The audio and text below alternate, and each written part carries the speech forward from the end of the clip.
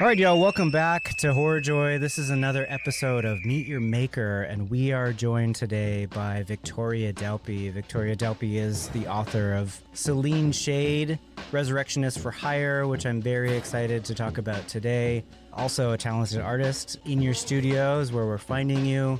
We want to talk about your work. We want to hear about Seline Shade, and I think there's another one coming out quite soon. Definitely want to hear plans for that and the whole trilogy, what's going on with that. But for the most part, we want to hear about the work, how you see horror working, how you see urban fantasy working in different genres. But first, we are always curious about joy and horror and wanted to know if that relationship makes sense to you. Do you see the connection between joy and horror? Absolutely. I am 100% one of those horror catharsis people. When I am feeling blue, I have a tendency to rewatch things, which is a pretty classic, anxiety style, And I am extremely partial, if especially blue, I watch Return of the Living Dead pretty much anytime I'm feeling sad. I also am very partial to Evil Dead 2 for that reason. Also, Bava's Demons is a happy place for me, weirdly enough, that I'm like, oh, I feel so sad, and Demons will take it away from me. So yeah, I have a real love of that kind of rock and roll, gnarly, nasty 80s, mid-80s period with a lot of really grisly practical effects, and those tend to bring me joy, like pretty consistently. So that's definitely, I appreciate horror for that reason. I have no tolerance for drama in general, and I'm an easy crier, and so I tend to love schlocky and high energy stuff. Yeah, that's awesome. So one thing you said there when you said Evil Dead 2 as one of the films you go back to as kind of like a comfort watch, if you will. I'm really glad you brought that up, because when reading Seline Shade, I was thinking of like how you are blending some humor in with the horror throughout this book. And I found that like not reminiscent of Evil Dead 2, but now that you say it, I'm like, oh wow, like there are elements of horror in this way that show us that conflation of horror and humor. And so I wonder, could you talk a little bit about that? Like how you see humor working within horror in your work? Oh, absolutely. So I often say, like, I think a lot of times you reach a certain level of, you encounter something horrific or terrible, and you reach a certain level of like, either I'm going to be laughing about this or I'm going to be crying about this, or we're all going to laugh about this someday, or this idea.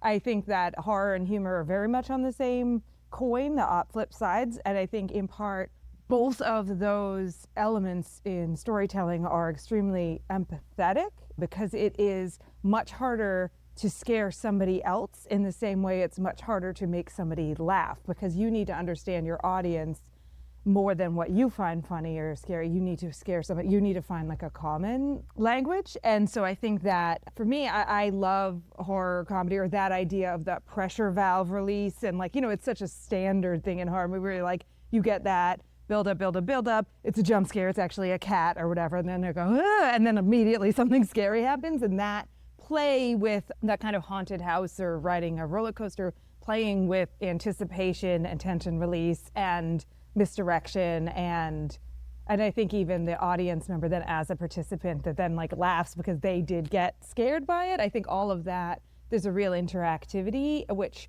is extremely unique to both horror and comedy, which I think drama has it too, but it's in a different way. I think it's a lot easier to make people sad about like a dog dying or some old man dying of cancer. There's a little more universal truth to that. I think that makes sense. There's like this relationship to surprise or something in both of them, where you're watching a comedy or even a stand-up comic and they're telling a joke and it's like, oh, I know something's coming, but in order for it to be funny, it's like a little bit surprising.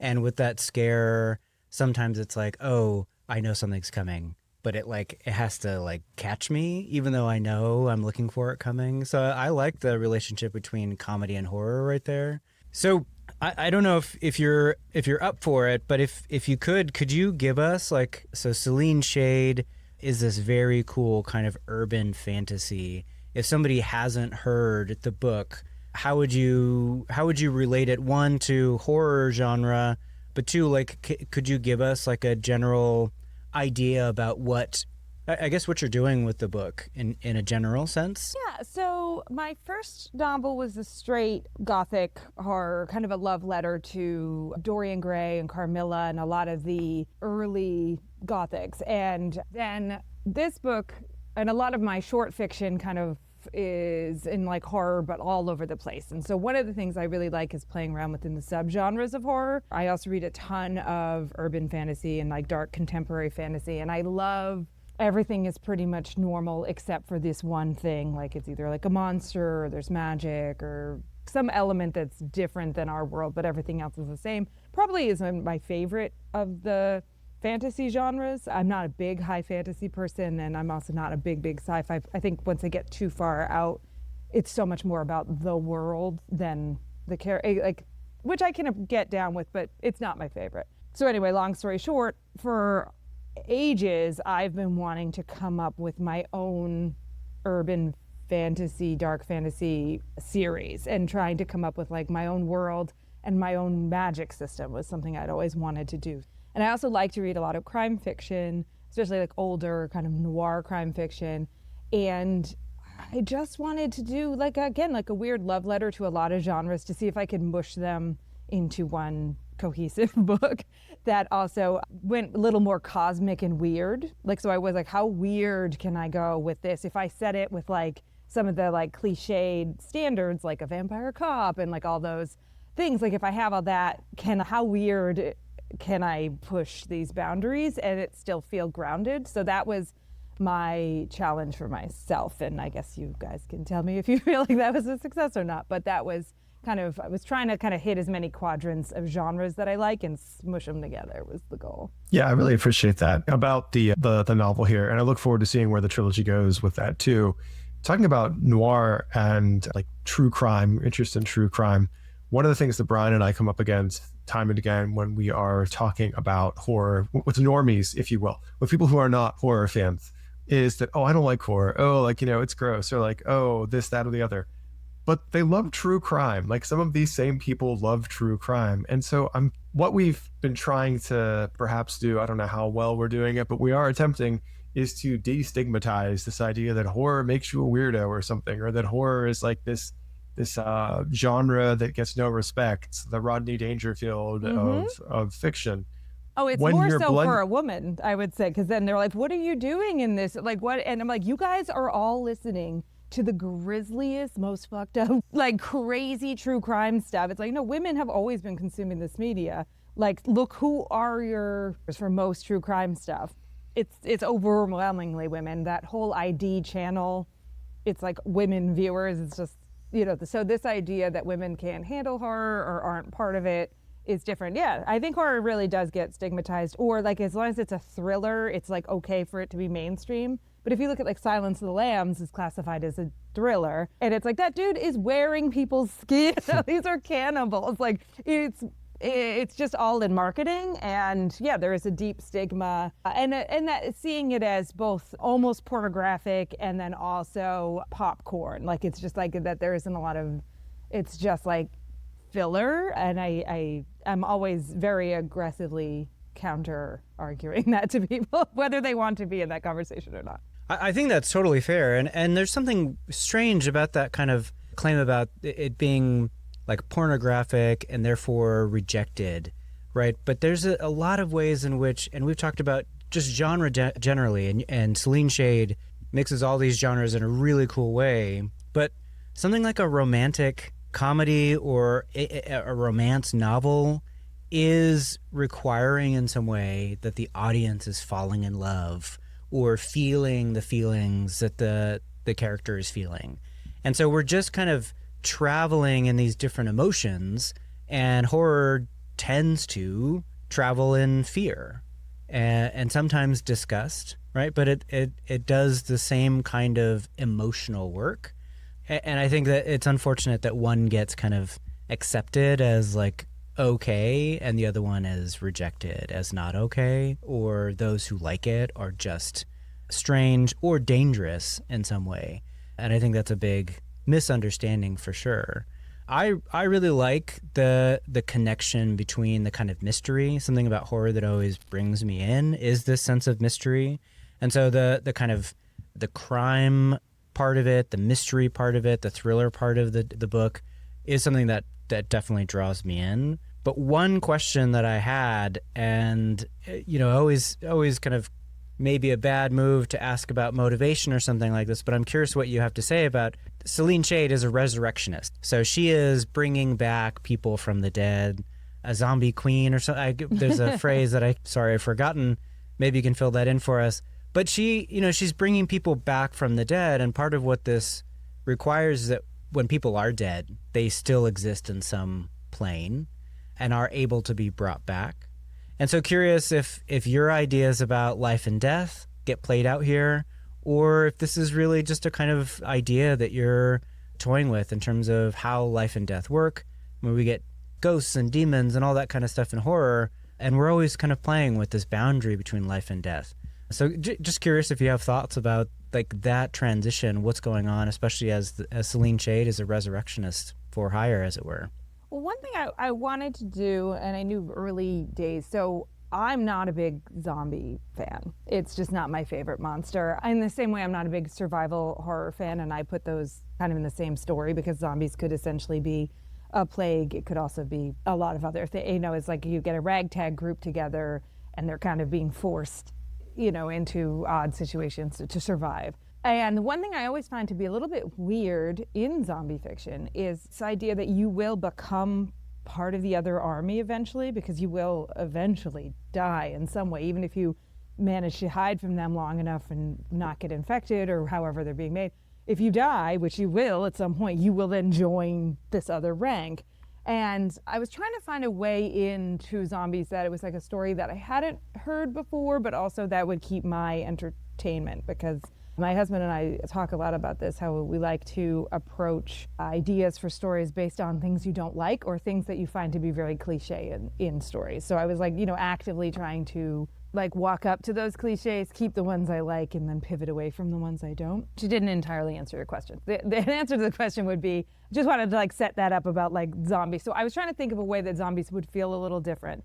And the idea of bringing in more the ethics of being undead, and just like if you think about the political climate, I mean, currently I had no idea when I was writing this a few years back, but how weird it would get. But this idea of like, I don't think a society would be super cool with these people, but at the same time we have tech bros that are trying to like, that you have blood boys and are trying to like transhuman and never die. So there is like, if there was an option to not die, and especially if it costs money, like there's definitely going to be a market for this, even if there's a social stigma. So, but that also means like only certain people could afford to transcend. So it like opens up all of this. And then if you do this for a living, what kind of person are you? And depending on your values, who are you bringing back? Why are you, and that idea.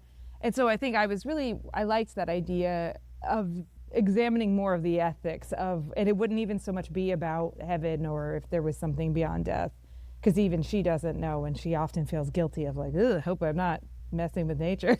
So I don't know if that answers it. Yeah, no, I like that. I mean, I'm sorry, I got like sidetracked thinking about what you were saying about how this really is a parallel in a strange way, almost like an allegory that anticipated our tech broligarchy, can we call it that now? The Peter Thielification, the Palantirfication of America, which is like its own type of horror, right? But I just watched Mountainhead last night, and it's like even more of that. And I was like, oh yes. I almost watched Mountainhead last night. I think we opted for... It was fun. I had a good time. We're big Succession fans. It's very Succession-y. Like it feels. It could have been a one-off episode. So when you're talking about Seline, like thinking about like what are the ethics of doing this? What are the ethics of bringing back people to life, to half-life? I appreciate like how there is this introspection we get from Seline a lot, but also like how that is then married with this grief from like the trauma that she too has experienced. So horror is, again, like one of these genres that I think often gets overlooked for its ways of dealing with grief, its ways of processing trauma. And so I wonder maybe if you could talk a little bit about how you see that process working hand in hand with horror in this book.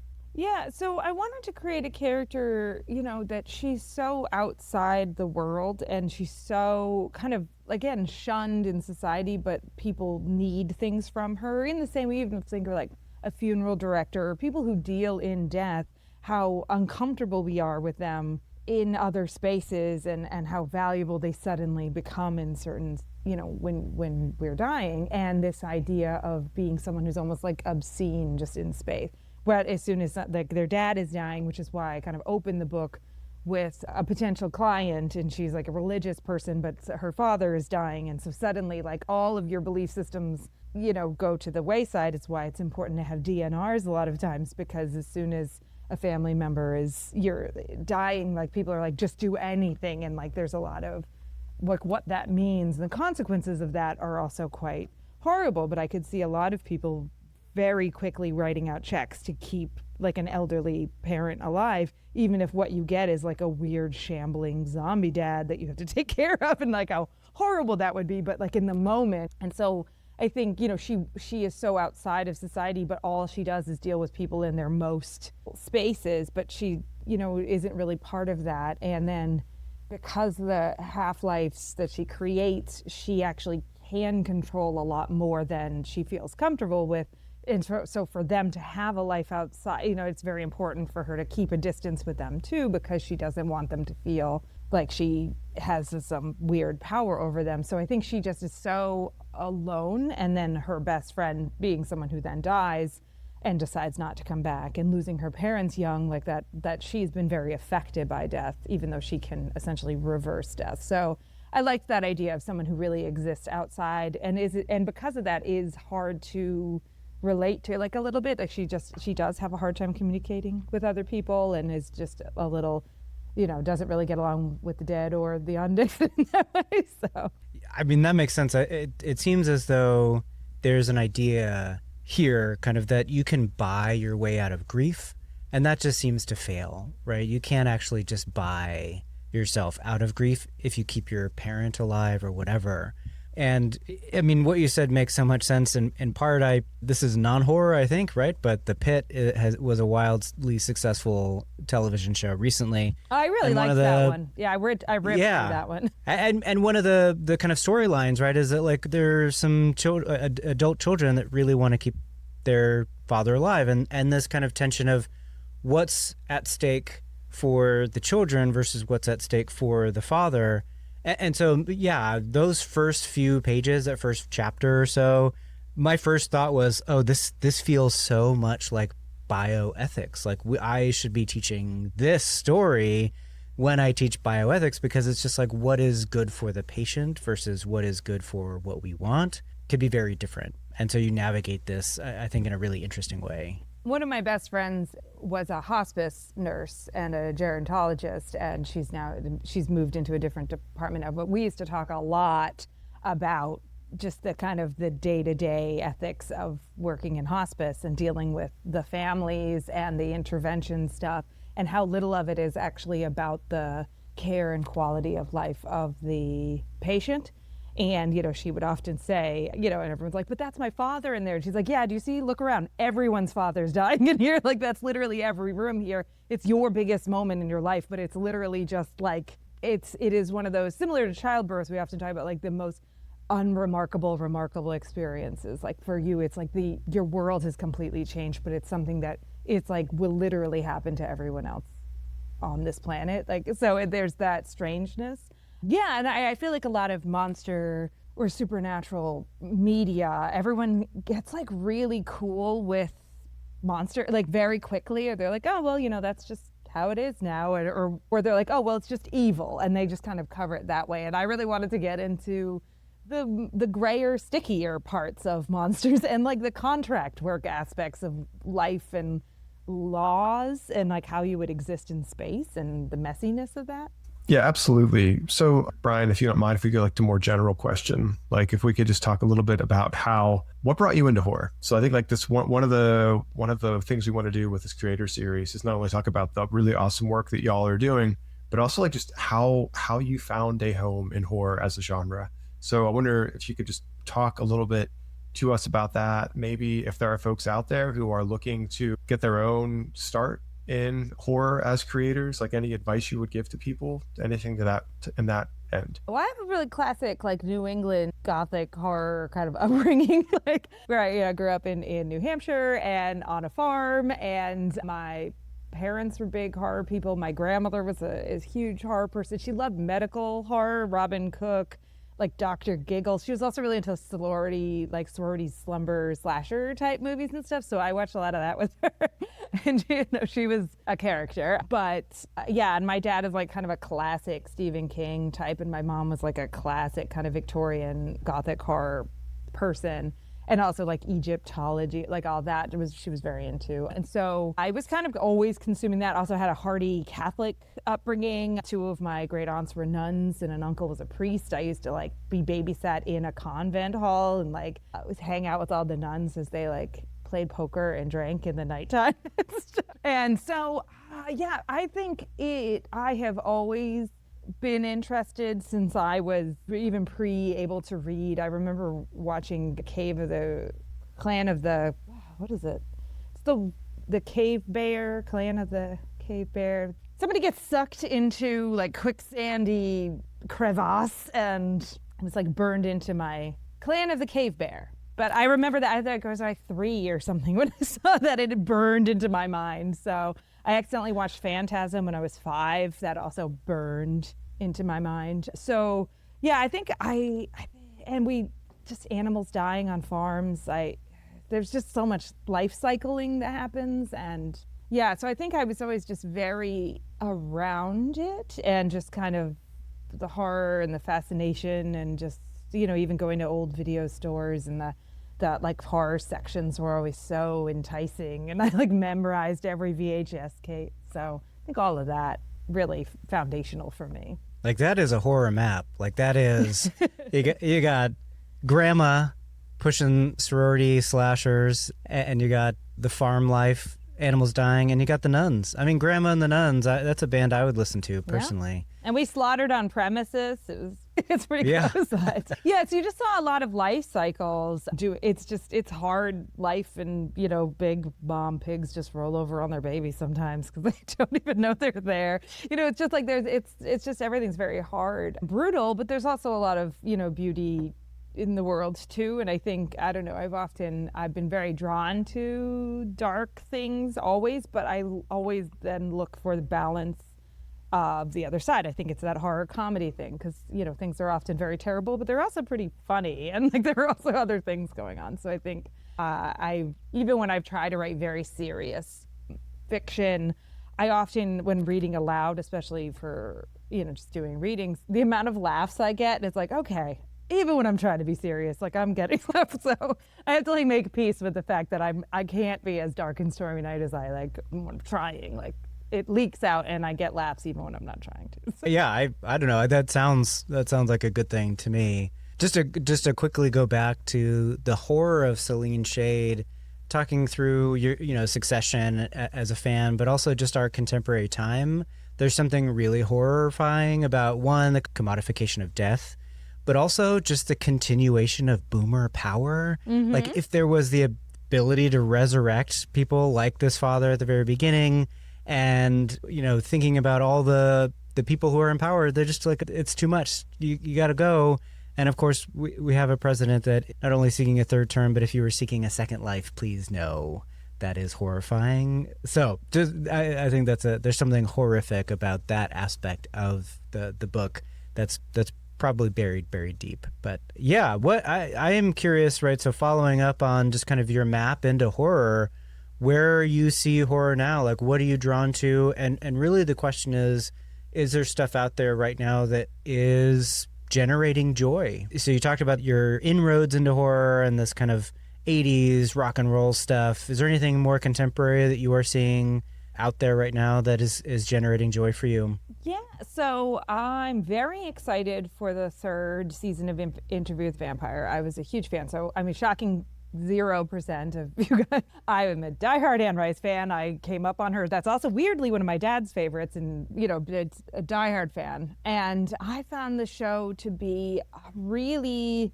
refreshing take on how you can adapt and make some major changes and still stay really, really loyal to the source material in a way that someone like myself, who is like a big fan, feels a lot of the changes good. I think they made smart choices, interesting choices where the original material the movie and now this show can all exist and coexist. And I think that's really rare.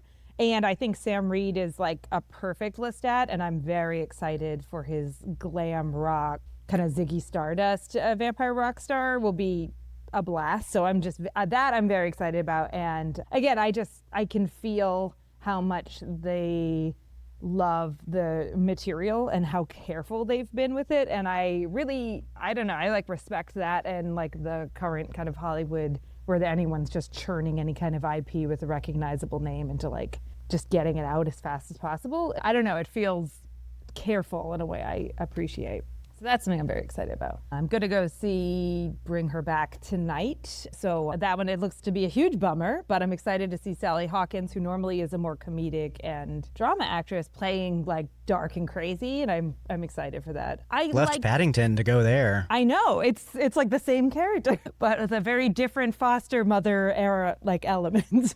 But so I'm excited to see that. I liked Talk to Me. I didn't love it, but I feel like a lot of the horror movies that have come out over the last couple of years, especially of the like Arty, A24, I often leave going, I'm glad it exists. I want more, and I'm glad these are doing well. I didn't necessarily love it, but I like that it exists. I also felt that way about Sinners too. Like I didn't love it as much as like everyone else did, but I enjoyed it. And also anything that gets more original content on the screen that shows that people will come to stuff that doesn't exist, you know. And also I think we're due for a big vampire resurgence. So anything that gets those two things together, I am going to be very supportive of. Yeah, absolutely. And I think, I really do hope we see a lot of the new IP, really. I don't want to see Marvel taking up 6 screens of the local 8-screen movie theater, or it's 12 screens now, whatever. But at some point, it just becomes a little bit sad and tired when it's the same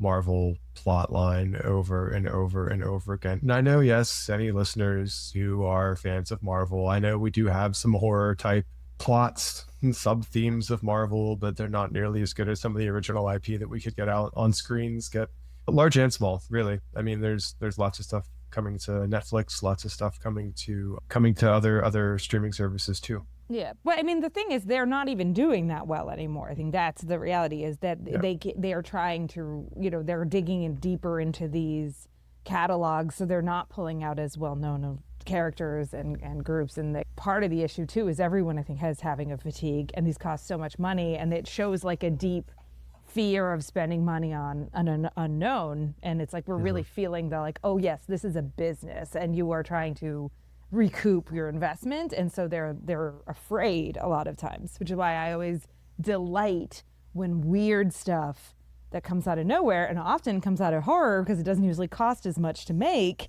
just blows up the box office, because it's like horror and kids movies are actually where money is made. Like all the prestige dramas don't make any money. Like all the Oscar stuff doesn't really make any money. So it's like horror movies make money, especially if you let creators get, just be cheap and cheerful and make fun stuff. Like horror doesn't need to be expensive.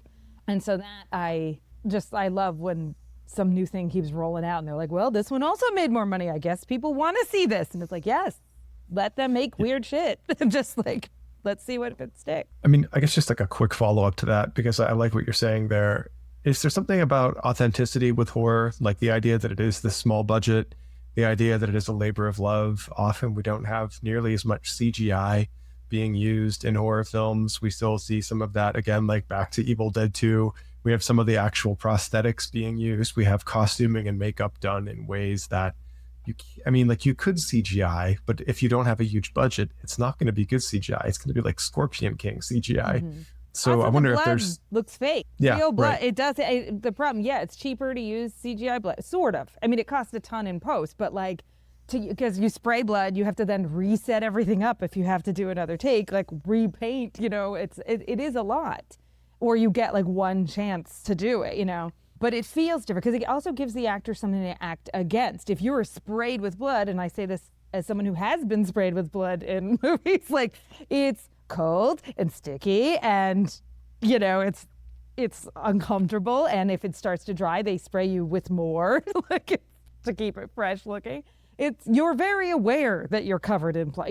I think same with like a creature. I always think of the Phantom Menace era Star Wars, Ewan McGregor is said to have just been so drunk the whole time because he was so bored. And he was so drunk because he was just like standing in green rooms having to like fight tennis balls. And he was like, what is this? This is not. Because he came from, he came from a very kind of indie, kind of prestige acting background. And then he was just swinging a fake stick at a tennis ball. And he was just like, what is this? And so it doesn't give you anything to work with. Whereas a monster, even a cheesy monster in a suit, it is somebody. And it is somebody chasing you. And it gives you something to work against. And to be genuinely afraid of. And so I do think it feels different, even if the monster doesn't look great. Like, again, I'm a diehard werewolf person, and yeah, the werewolves are not great a lot of times, but you're still getting chased by something that gives you and the audience, I think there's a more authenticity to the performance because you are looking at something real. I hate an over-reliance on CGI. I just think it feels like everything looks like you're in a cartoon. It doesn't feel real.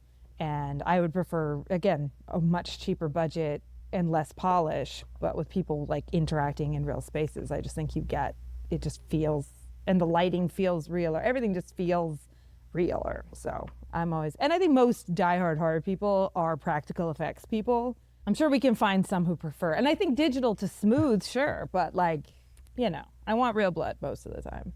Yeah, there's a weight to it. I think that, and the Babadook is one that comes to mind as some that did practical effects really well in a fairly recent movie. But I want to talk a little bit about, so Seline Shade comes out 2024. You are working on or releasing very soon the next volume of a proposed trilogy. When does the next volume come out? What's it called? What are we looking at? So it was supposed to be out in the fall. As far as right now, I believe it'll still be out in the fall, but it might, exact release might be a little more liquid. So I think as of right now, we're still saying fall for the sequel, which is called Loving the Dead. And it picks up about 6-9 months after the events of the first one. And it takes all of that ethical, she had to do some stuff she really didn't want to do at the end of the first book.